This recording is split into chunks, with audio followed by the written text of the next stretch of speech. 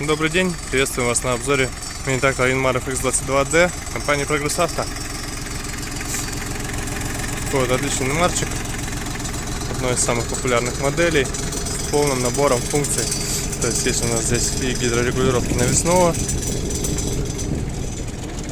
все это вот так отлично работает, и FX-ная коробочка. В принципе, все остальное стандартно для Yanmar, то есть 4 передачи на валу отбора мощности и полный привод отключаемый.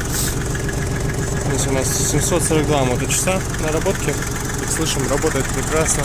Двигатель ровненький, несмотря на то, что у нас здесь минус 15, минус 20 сейчас.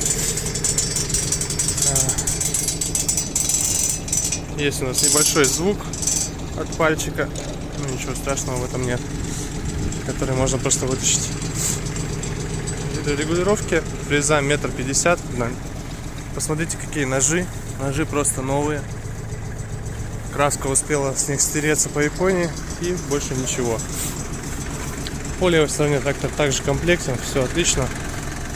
Колея у него в районе 105-110 сантиметров, соответственно, можно ее чуть-чуть подраздвинуть дисками. Трехцилиндровый двигатель дизельный, я думаю, всем максимально известный. На механическом ТНВД и максимально надежный. Такой вот Yanmar. Работает, повторюсь, максимально ровно, хорошо, на газ отзывается отлично.